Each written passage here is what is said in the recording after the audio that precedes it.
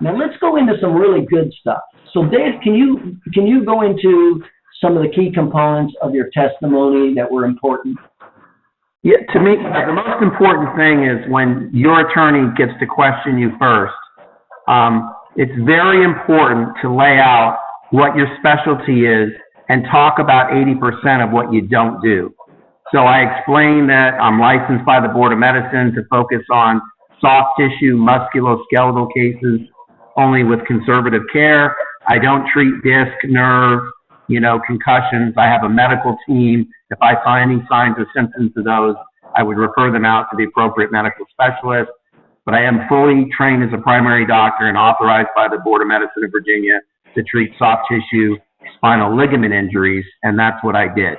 Now, let me, Dave just hit on several major issues for the new guys that are learning this.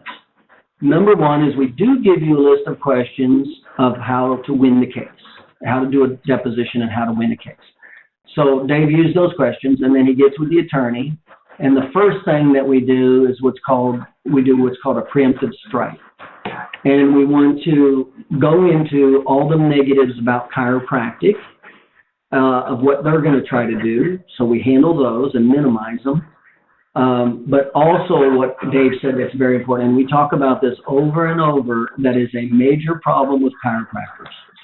Chiropractors have been taught through this thing called subluxation that it's okay to say that they can treat everything. And you don't understand, you're killing your credibility. You have to be something, and that's why I told Dave this early on. From a marketing perspective, you can't be everything. You would destroy your relationships with attorneys. You'll have no credibility in court. You can't do that crap. You can't talk about subluxation and you treating cancer and asthma and allergies and everything else. You have zero for credibility, and it's like the number one problem. And so I emphasized the heck out of that.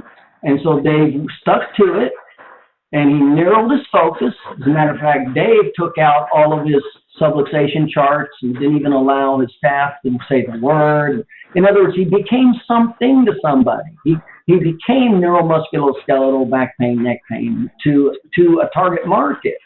And when he did that is when his credibility skyrocketed. And what is so important to not only do that is to give credibility away, is to tell them what you don't do.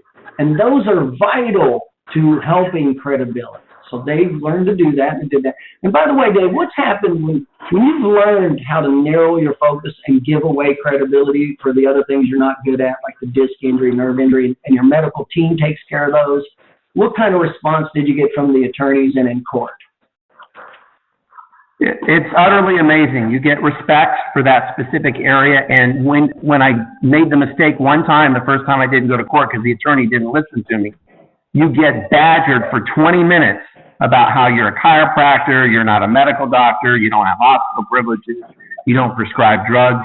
When you do this preemptive strike that takes less than a minute, the defense attorney literally has nothing to say and agrees that you're an expert. It all goes away when you do this.